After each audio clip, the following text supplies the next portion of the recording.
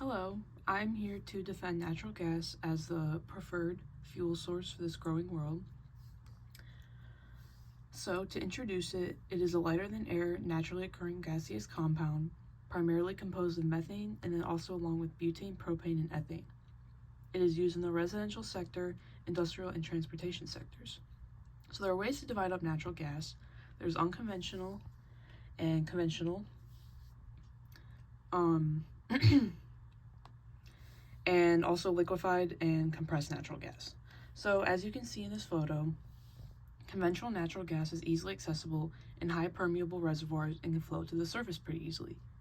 Unconventional natural gas is trapped in low permeable, tight formations like coal or shale and requires complex ways of obtaining it like fracking. Liquid natural gas is cooled to negative 162 Celsius for long haul shipping purposes, especially to take to the places that need natural gas to heat their homes, buildings, businesses, and compressed natural gas refers to reducing the gas's volume for efficient storage and transportation. It is compressed to a high pressure of 3,600 psi in order to be transported through pipelines. So there are a lot of strengths when it comes to natural gas. It provides a lot of jobs in the industry, lots of opportunities for employment. It's also not dependent on weather, like a lot of renewable sources of energy like solar, wind, or hydropower. People are always needing warm homes and buildings for their businesses, and to go off that, it is very reliable energy resource. It is easily dispatched. It's also the cleanest fossil fuel, as it burns a third less CO2 than coal and almost half less than oil. And also, new technologies like simultaneous fracking are making it so that you can frack 2 to 3 wells at once, so that way it is less harmful to the environment and the ecosystems. So it is obvious that natural gas will have some weaknesses because it's still a fossil fuel, meaning it is non-renewable.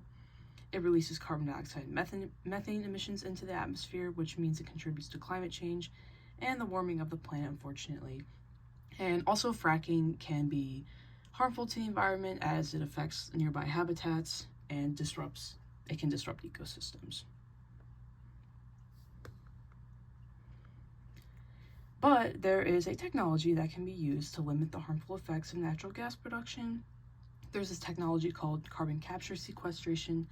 So basically what it does is you capture the CO2 by separating it from other gases emitted, and you permanently store it in underground geological or biological formations. It also has a reliable baseload power and only requires a compact infrastructure. Regular permitting is needed, and working with experienced sequestration operators is essential to success. Ultimately, natural gas is an abundant and great energy source. It has its heavy perks and obvious drawbacks, and is still a fossil fuel, so it is not renewable. Although it should be the primary energy source to utilize this growing world because it is reliable, provides economic advantages, and new technologies are allowing it to be cleaner for the planet.